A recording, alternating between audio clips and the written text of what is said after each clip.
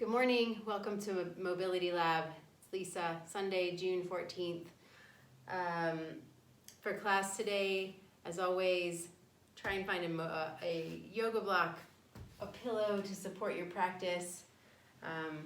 If you have a strap or a scarf, we may use that today. If you have a meditation cushion to sit on for our short meditation at the beginning of practice, grab that and we will get started. So this month we're continuing our theme of non-attachment, which we've defined as process orientation. Again, the attitude of being present to the process rather than fixated or focused on a future outcome, and recognizing again that achieving any outcome is ultimately out of our control, that the only thing we can control is the process and working with what we have at our disposal right here and right now. And so in relation to that theme, this week I'd like to bring our attention to two fundamental elements of yogic philosophy, and that is Abhyasa, defined as persistent effort, and Vairagya, that's a hard word, Vairagya, which is non-attachment to the result. So this balance that we have to find between persistent effort and non-attachment to the result of that effort. And I find it really fascinating that these two practices are paired in yoga, because it underscores for me the idea that when practiced together, both persistent effort and non-attachment can serve as a roadmap for navigating almost any aspect of life or challenge that we're facing with greater equanimity. So this teaching of Patanjali from the Yoga Sutra is really brilliant in its simplicity and its universality, that you can be both resolute in your efforts and in equal measure not fixated on the outcome of those efforts. You can release, in doing so, you can release so much of the chaos and the stress, the hectic quality and habitual thought patterns associated with striving. And of course, this is easier said than done. So many of us have a tendency towards one end of the energetic spectrum or the other. So those who are industrious or inclined towards action often can become too goal-oriented or attached to the results, while those who are more relaxed and easygoing can really struggle with dedication and persistence in their efforts. So each of these extremes can lead to an agitated mind. Chasing after specific goals can produce a disturbed or restless mind, while the inability to commit to a course of action can make for a scattered or distracted mind. So like so many teachings in yoga, the solution is to find a path that is less binary, where opposites can coexist and balance each other out in practice. So today I invite you to practice being both steadfast and determined without focusing on the fruits of your labors. So this balance between effort and surrender. The outcome is not the point. It's the quality of mind that accompanies the process, that accompanies the work. That is what is of value. And that quality of mind has been described by Carol Dweck as this quote that becoming is better than being. And I think about that all the time in relation to this sort of duality that exists between persistent effort and non-attachment to the results of that effort. So to become committed to the process of becoming rather than being fixated on being something other than you are right now. And the irony is that in letting go of the need to hit a very specific mark, we increase our odds of growing, of evolving, of improving, of actually hitting that mark. So, but we do so with less mental agitation and less suffering. And that sounds like a good thing, right? So that said, let's meditate. So find your meditation posture, either sitting on a cushion or sitting on a yoga block, or just really making contact with the earth today. But make sure that you are able to support an upright spine, relaxed shoulders. So find your posture, lengthen your spine.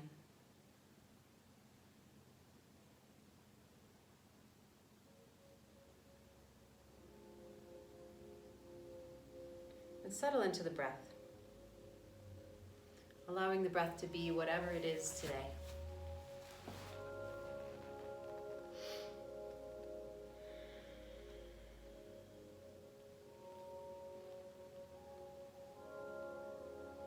And now let your attention sink down from the mind into the lower belly.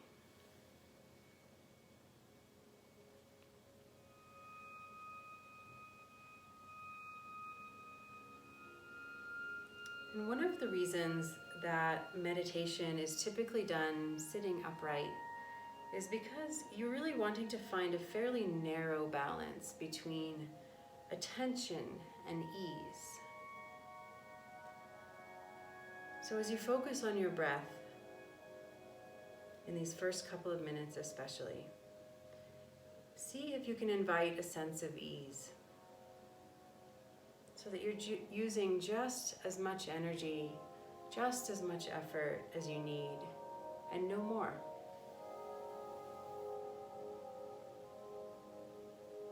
And this is one of the most fundamental skills of meditation that really transcends the practice into our everyday lives.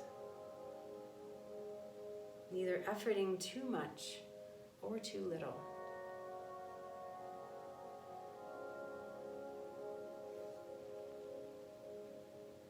In martial arts, I've heard this referred to as the realm of effortless power. Because you find that too much efforting actually erodes power. And too little, of course, just doesn't bring enough to the table.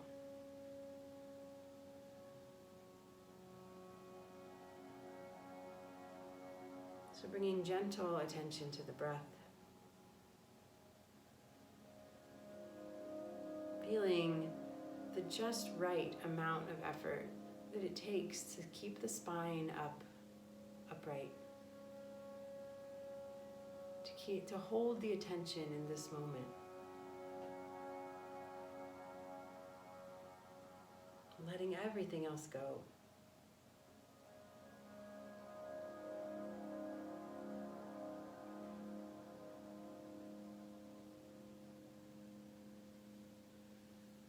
And so this is why it's important that when a thought arises, you neither become the thought or get lost in the thought. Let yourself get carried away in it such that you forget what you're doing.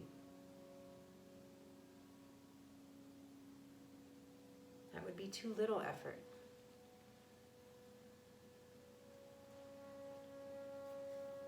And if you become too focused on emptying your mind and maintaining the attention on the breath or sensation, you can become frustrated or agitated.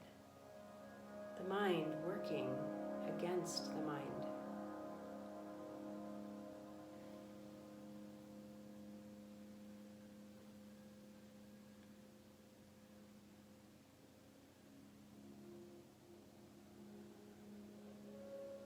And so, in the soonest moment you realize that your attention has wandered, all there is to do is to relax right there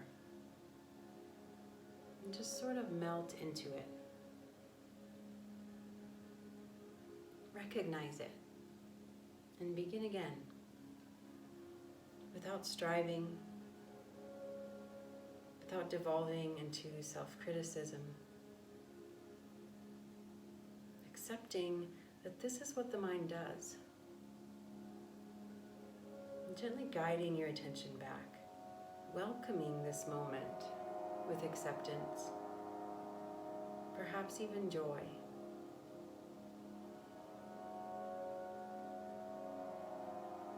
You have a body, you have breath,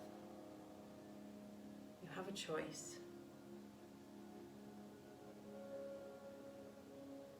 And bringing yourself to that crossroads of choice.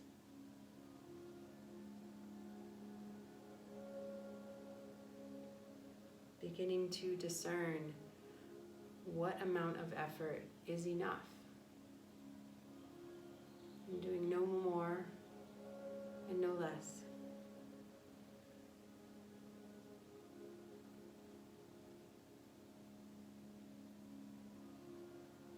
our way into that place of effortless power, of balancing between persistent effort and surrender or non-attachment to the outcome of that effort.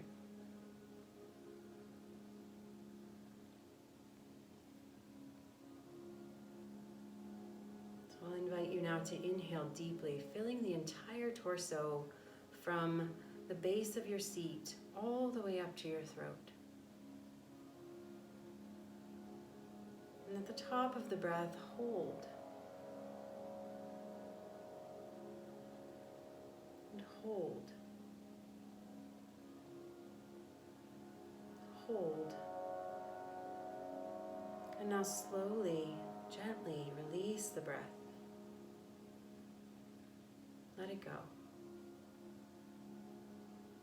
Surrender.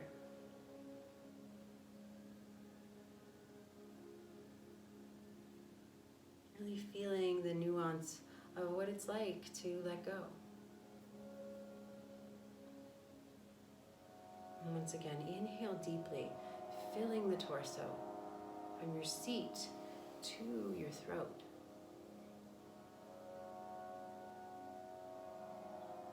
Expanding. Inviting the air. Hold at the top. Pause.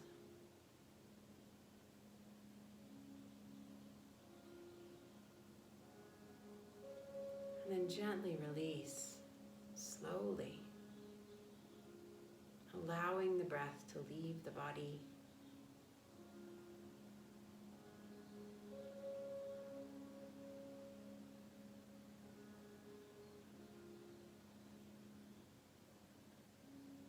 One last time, inhale deeply.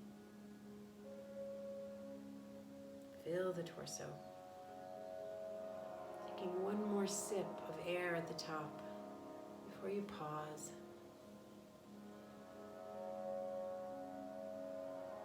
And slowly, gently release. Let it go. Surrender.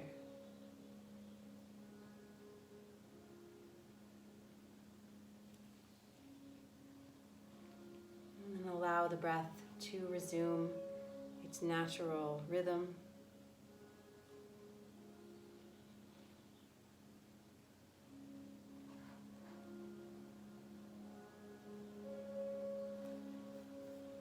And on an exhale, lower the chin to the chest. Then on an inhale, take the left ear to the left shoulder. Keeping the eyes closed for now. Exhale the chin to the chest. Inhale the right ear to the right shoulder. Exhale, chin to chest. And just continue to make these half circles with the neck, moving with your breath, exhaling through center. Inhaling ear to shoulder. Exhaling through center. Inhaling ear to shoulder.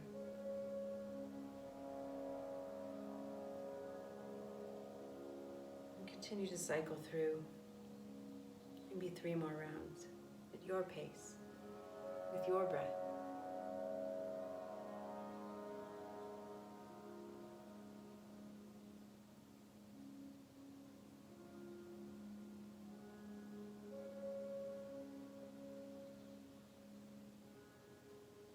On the next inhale, allow the chin to gently rise off the chest.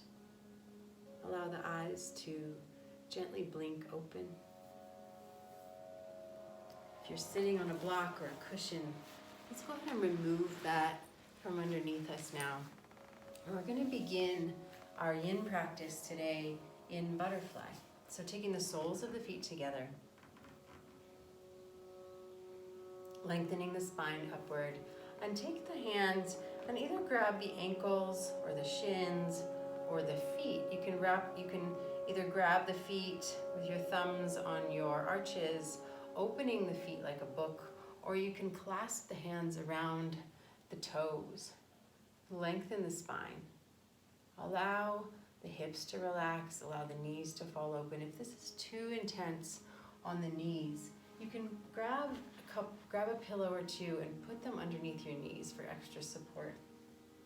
You don't want any kind of pinching sensation.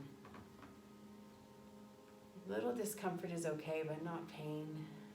So inhale to lengthen the spine, and then exhale to fold forward.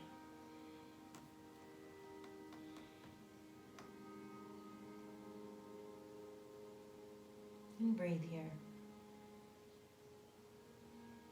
And the yin practice is the perfect training ground for contemplating non-attachment, contemplating that balance between persistent effort and letting go of outcomes.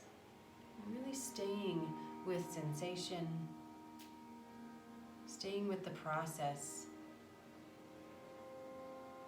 and letting go. Letting go of any idea of where you should be right now. How flexible you should be. How calm your mind should be. Letting go of all of those stories. And just being present with your current condition.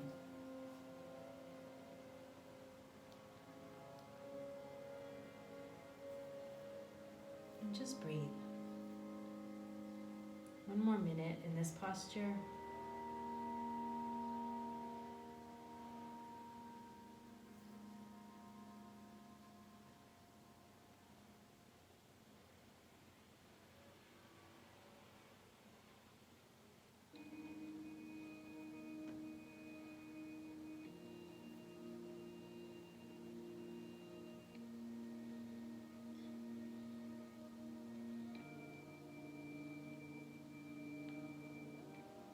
Take a deep inhale.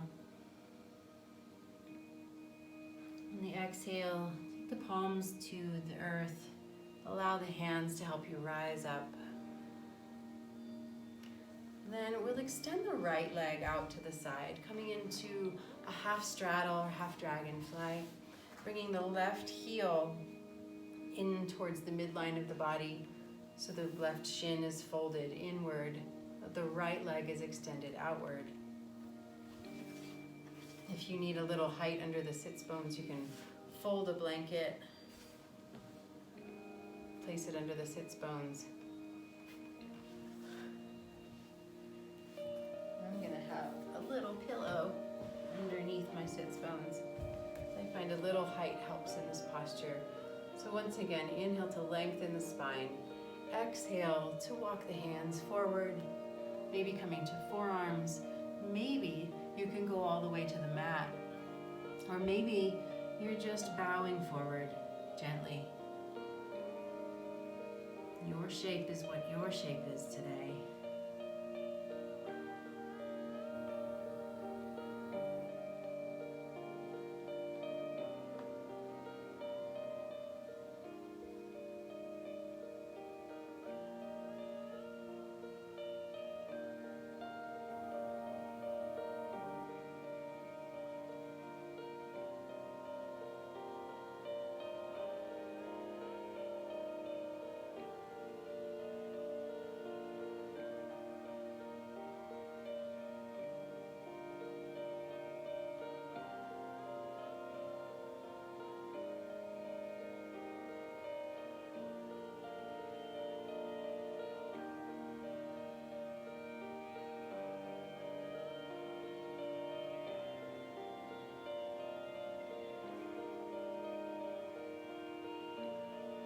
Relax the jaw, relax the face, using just enough effort to hold the shape. Nothing more, nothing less.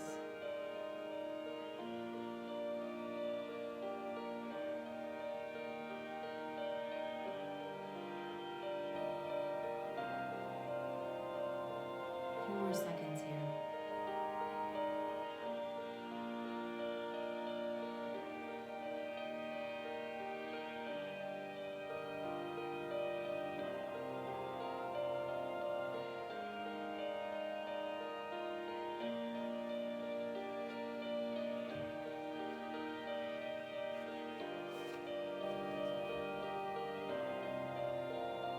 Deep inhale, expand through the rib cage.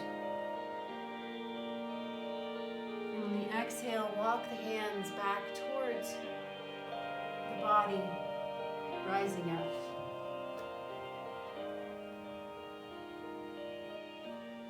And then we'll switch legs. We'll bring that right heel in towards the midline, extending the left leg out now. Finding this shape. Inhaling to lengthen the spine. And exhaling to walk the hands forward, fold. If you'd like, you can grab your block or a pillow, rest your forehead down. Again, finding ways to balance our effort. To use just as much effort as is needed.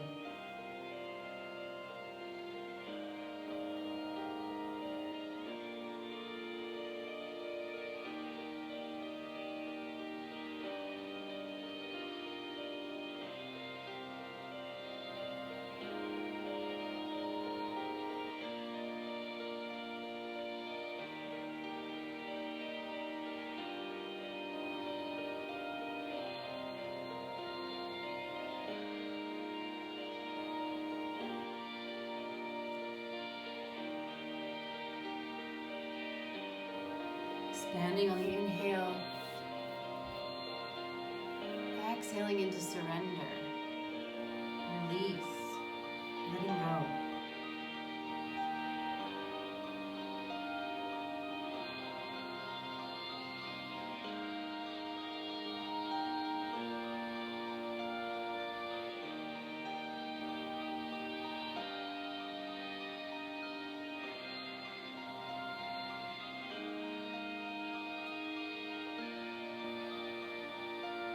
A few more seconds here.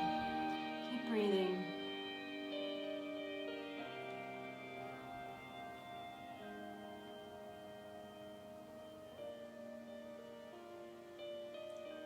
Now deeply inhale.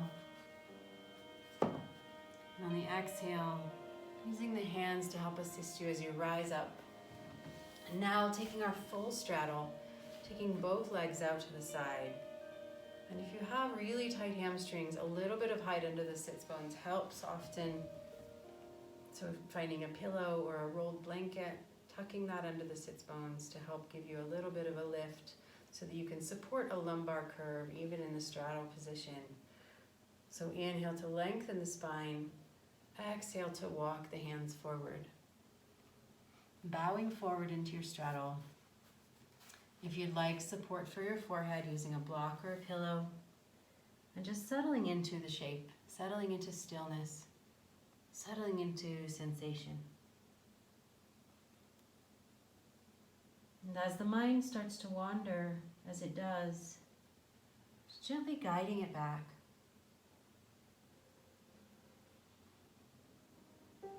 Without berating yourself for having lost your train of thought, lost your focus, just recognize and even smile. My mind is wandering. We're going to begin again. Begin again.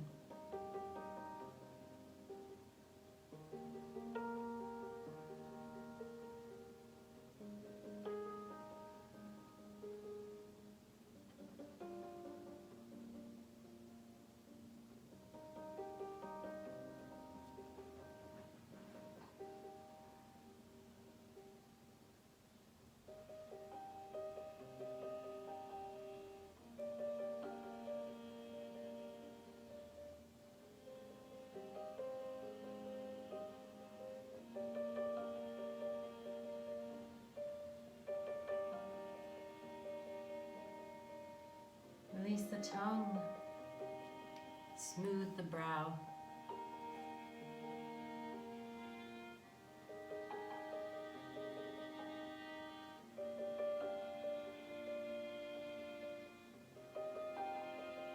Sending the breath into the low back, sending the breath into the groin. Wherever you're feeling sensation, imagine that the breath can go there. Expand and create space. And then within that space, perhaps some release can happen.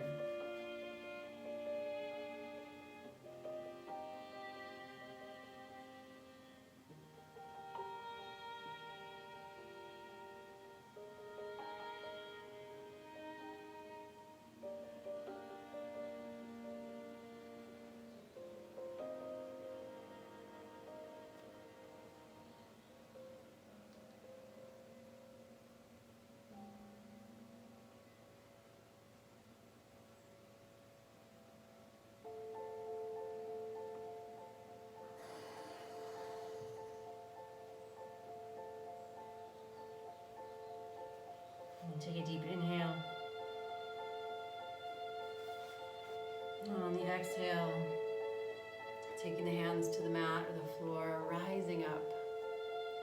Now take the hands to the outside of each knee, and then allow your hands to help your knees come into center. Taking the soles of the feet to the mat, wrapping the arms around the knees. Give yourself a little squeeze. Lengthening the spine upward, dropping the shoulders as you do so. Just a little counter pose.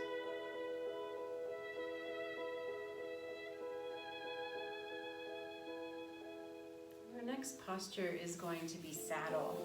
So there's a few ways, in fact, the best way to move into saddle is to find some support underneath the sits bones.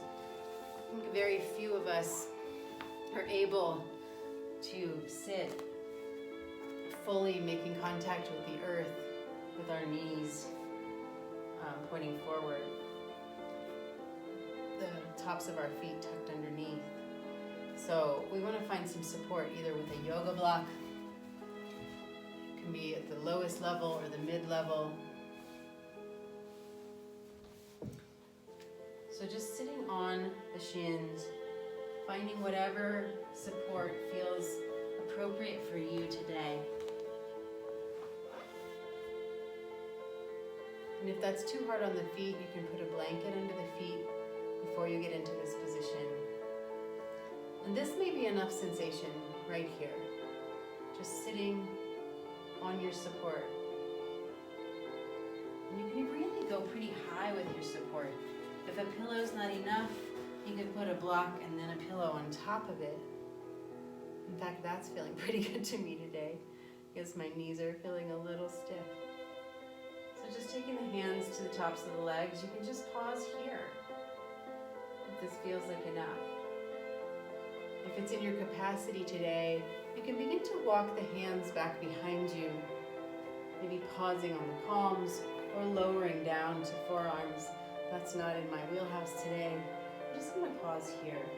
We're lengthening the front sides of the quads all the way up into the hip flexors, opening up that front side of the body, the legs. Just find your shape and then find some stillness. Once again, using just as much effort as is needed to hold the shape and letting everything else go.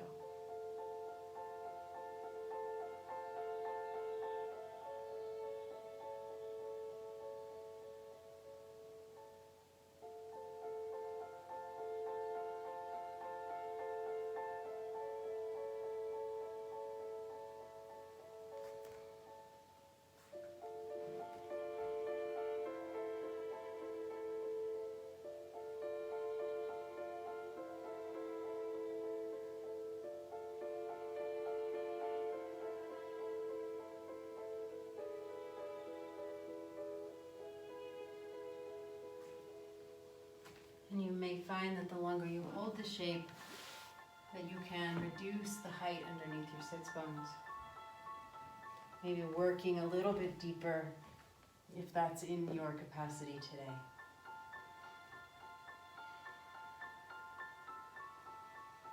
Maybe you can even go all the way flat to the ground. I'm pretty sure Koi can do that.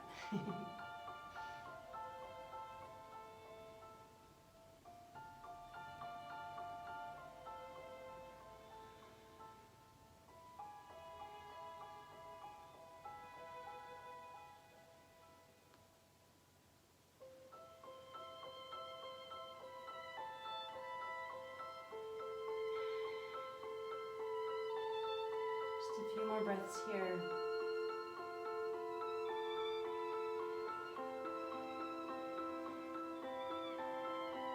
And take a deep inhale.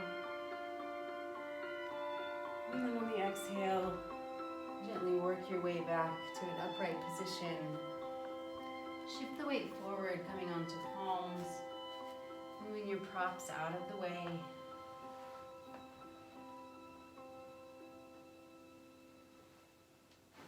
And then coming onto all fours, just take a moment to just bang the feet out.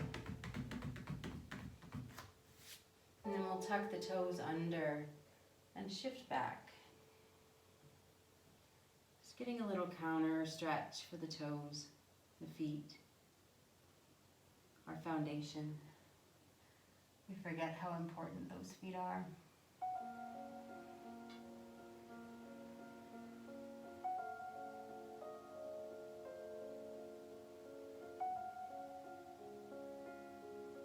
And on an inhale, gently rise up. We're going to make our way now to caterpillar, also known as Dandasana or staff pose. Lengthening the legs out in front of us, feet together. Once again, if you have really tight hamstrings, a little bit of extra support under the sits bones here is going to be helpful in supporting a lumbar curve. So maintaining a healthy lumbar curve even as we've got our legs lengthened. And if this is too much, you can always bring the soles of the feet to the mat, bend the knees a little. So on an inhale, lengthen the spine. On an exhale, walk the hands towards the feet, bowing forward.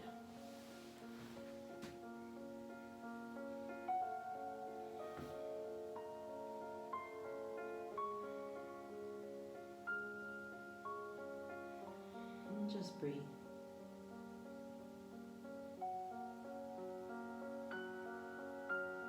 Three minutes here.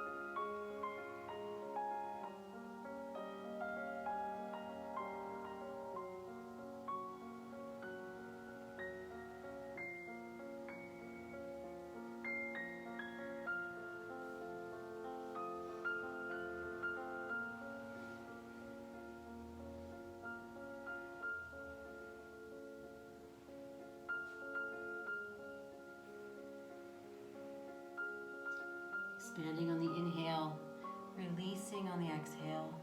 Just a few more breaths.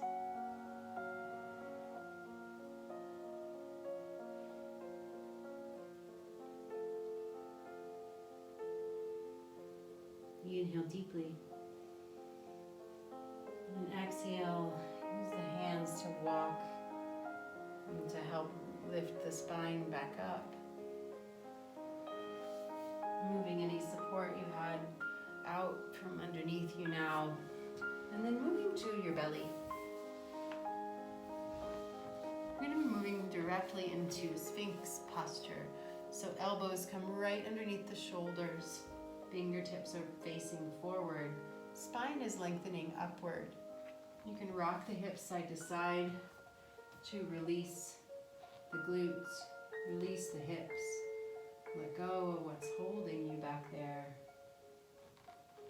Using just as much effort as is necessary to keep the spine upright and the shoulders dropped, lowering the chin slightly, finding a single point of focus for the gaze, or allowing the eyes to close, and just pause.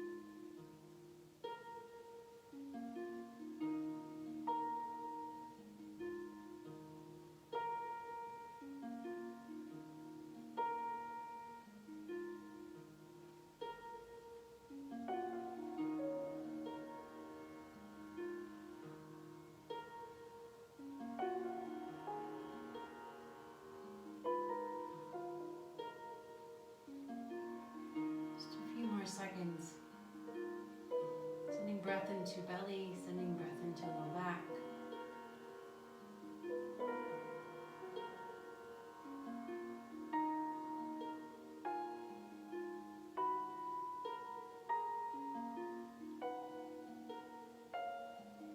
Take a deep, expansive inhale. And exhale, lower all the way down. Stack one palm on top of the other. Rest the forehead down.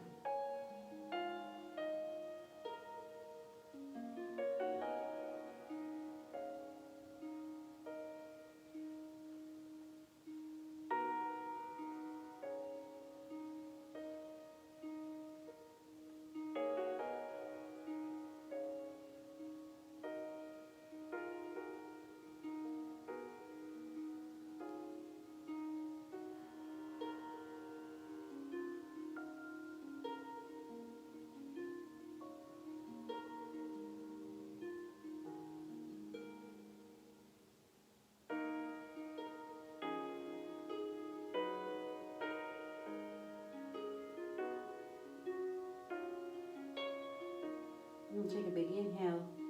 And exhale, allow the head to rise up. Take your hands now to the corners of the mats, or maybe even a little wider. We're moving into seal posture. So making a little tripod with our upper body, dropping the shoulders, lengthening the spine. We're deepening that back bend, that passive back bend that we're creating. Again, you may need to wiggle the hips to release the glutes. Release the muscular reaction that causes that holding. And just breathe here.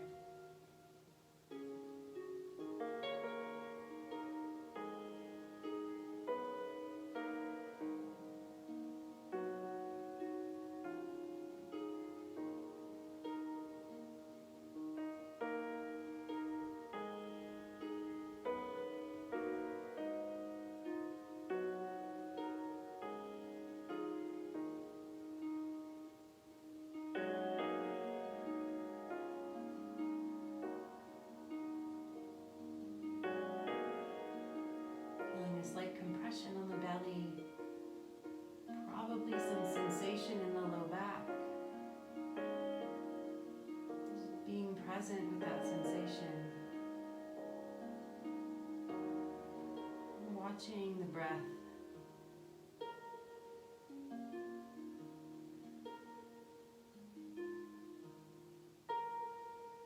And take a deep inhale and exhale. Lowering down, all the way down, stacking palms again, allowing the forehead to rest on the palms.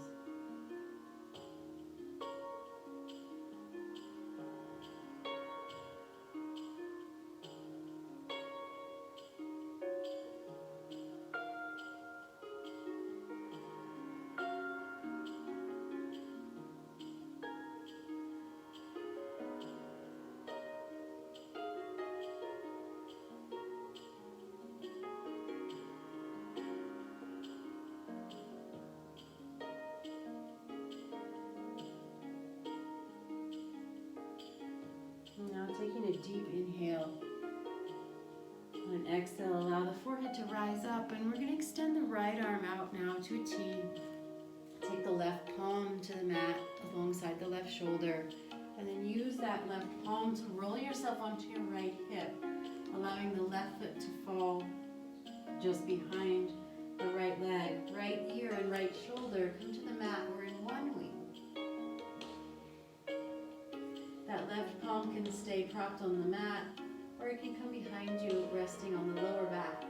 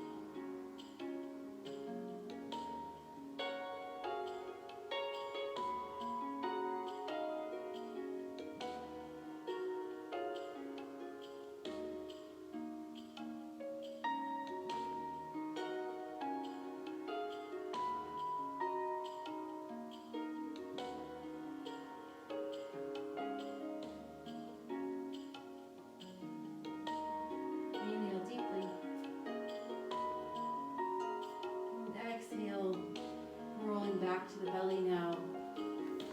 And then switching arms, extending the left arm out.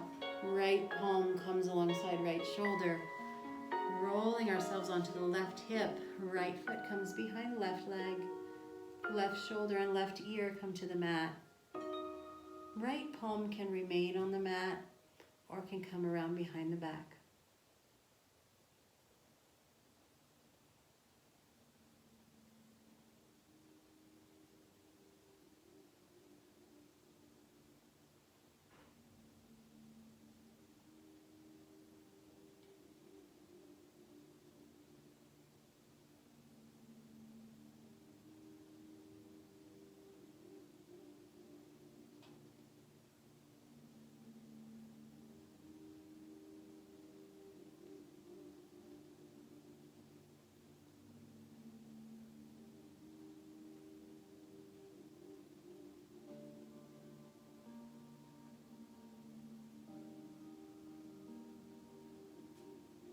Returning to softening the face, softening any part of the body you can soften, using just as much effort as is needed in this moment to hold this shape, and being persistent in that effort.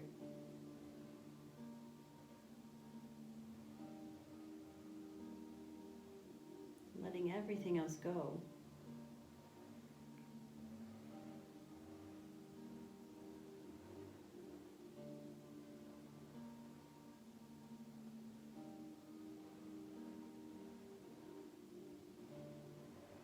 And deep inhale. And on an exhale, rolling back to the belly and gently unwinding, taking the hands alongside the shoulders. Press up and then all the way back, taking the knees as wide as the mat, toes touch. Shift back, find your child's pose. And pausing there in child's pose.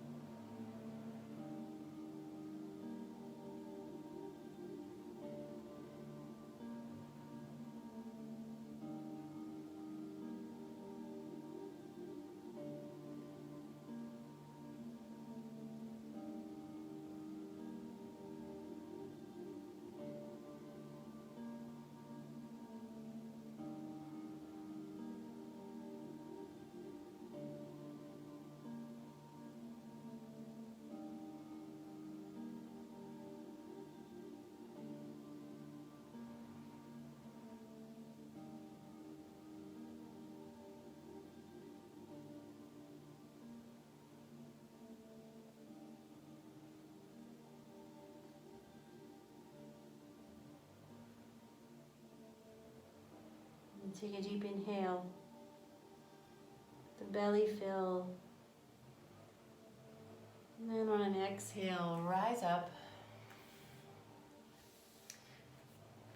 Now we're going to be making our way to our backs. So coming to lie on your spine, gently hug the knees into the chest. Maybe rock side to side. Give yourself a little sacrum massage. And then lower the left sole of the foot to the mat, crossing the right ankle on top of the left knee. And then threading the right hand through the hole that's made by your legs, clasping the hands behind the left thigh. Gently draw that knee towards the face.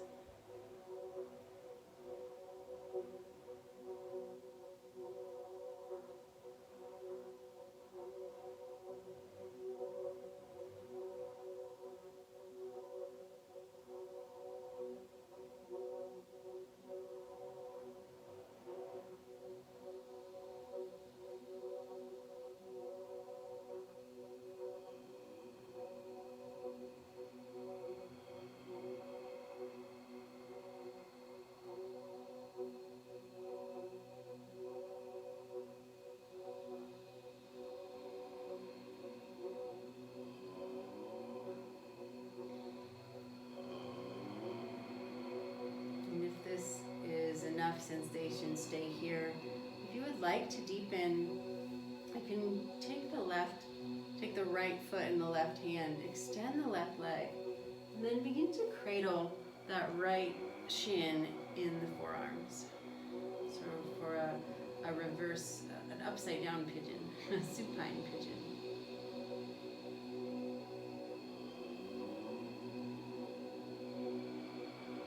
You can always stay in that thread the needle posture. The hands clasped behind the thigh.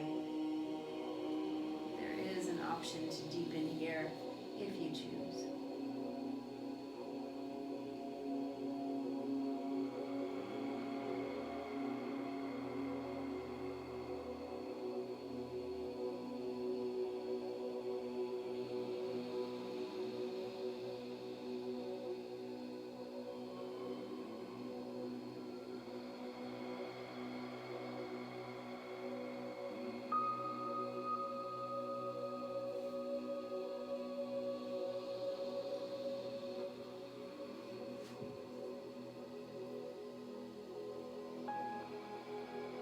Few breaths here.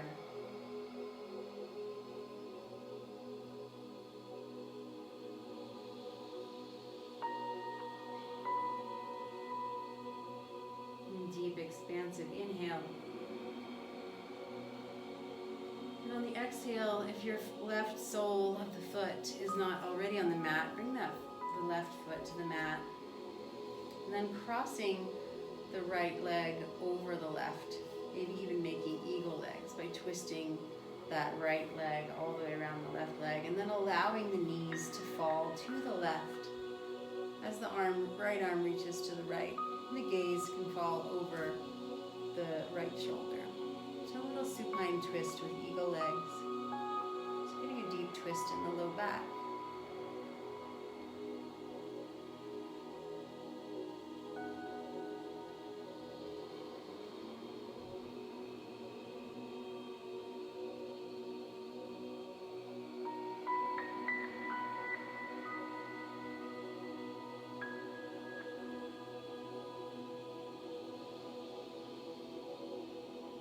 Pausing here, resting here,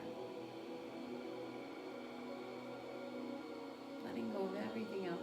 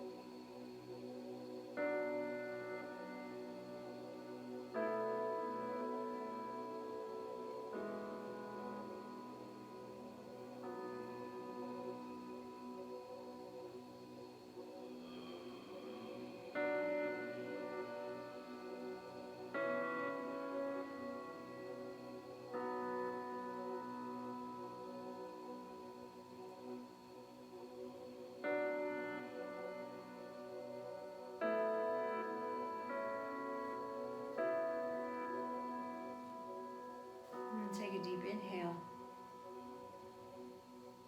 And on the exhale, allow that left hand to help guide the knees back upright. Unhook the right leg from the left. And then crossing the left foot on top of the right knee now. Threading that needle, clasping the hands behind the right thigh, drawing the knee towards the chest.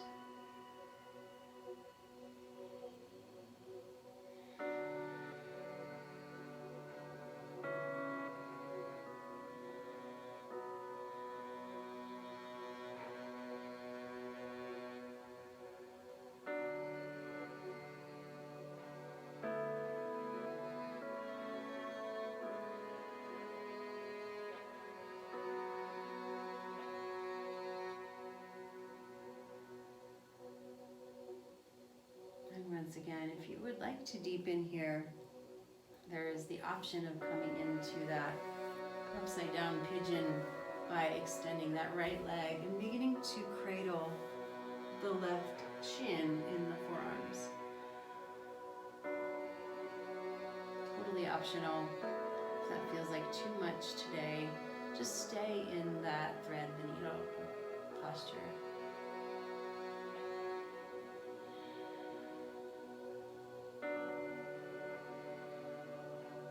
Maybe you'll notice asymmetry between the sides.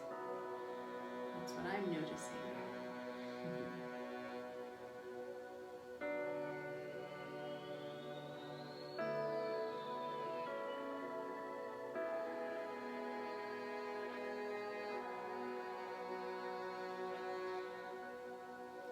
About one more minute here. Either in thread the needle or upside down pigeon.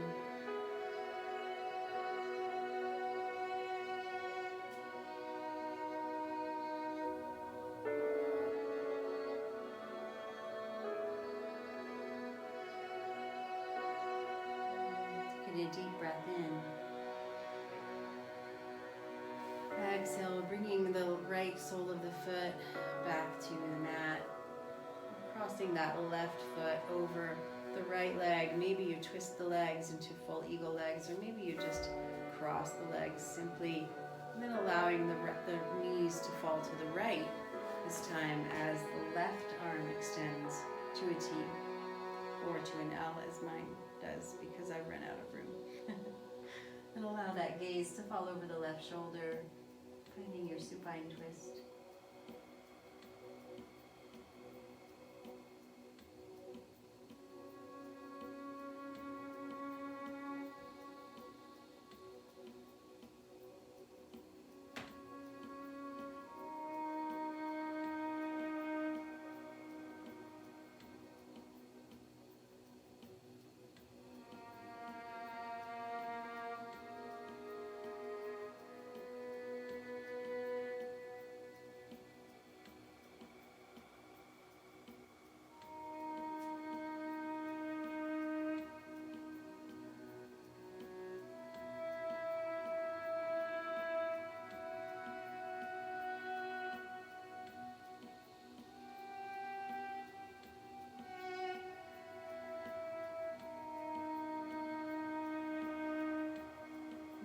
Deep, expansive inhale.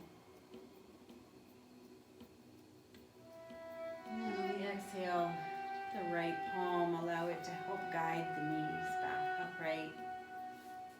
Unhooking the left leg from the right, centering the hips. Draw the knees into the chest once again. Give yourself a big squeeze. And then on the exhale, extending the legs, taking the feet wide, allowing the hands to fall out to the sides, palms face it up. And allow the eyes to close, finding your Shavasana. If you'd like a little extra support in the Shavasana, you can find your pillow underneath your knees. And that's often a really restful thing to do for your lower back. Or if laying on your back is too much altogether, you can take the soles of the feet to the sides of the mat and allow the knees to fall in. So just finding your Shavasana today. This place of integration, this place of deep surrender.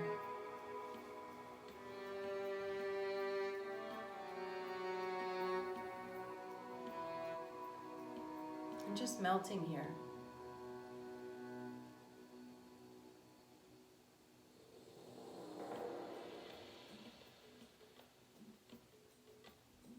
Letting it go.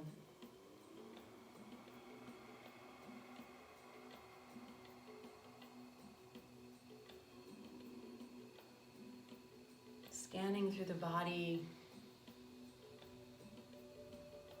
allowing each sensation that you feel to melt away, letting go of all effort.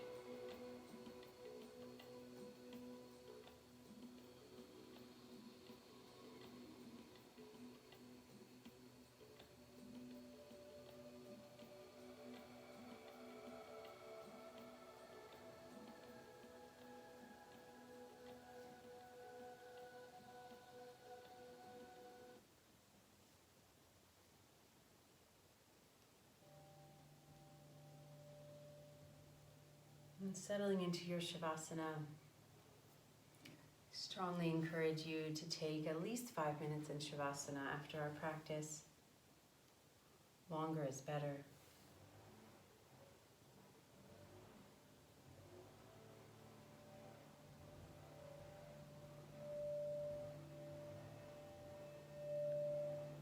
And as we close class today, I'm going to leave you with a poem by Mary Oliver called When Death Comes.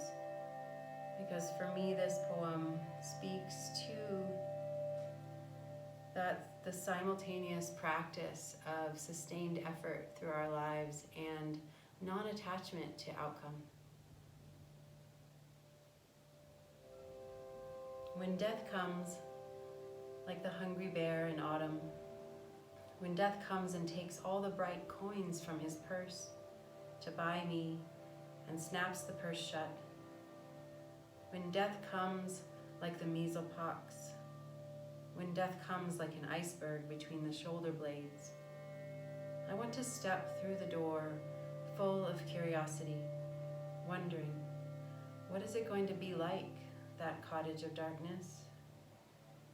And therefore I look upon everything as a brotherhood and a sisterhood, and I look upon time as no more than an idea, and I consider eternity as another possibility, and I think of each life as a flower, as common as a field daisy, and as singular, and each name a comfortable music in the mouth, tending, as all music does, towards silence, and each body a lion of courage, and something precious to the earth. When it's over, I want to say, all my life, I was a bride, married to amazement.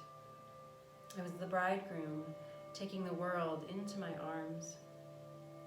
When it's over, I don't want to wonder if I have made of my life something particular and real. I don't want to find myself sighing and frightened and full of argument. I want to end up simply having visited this world.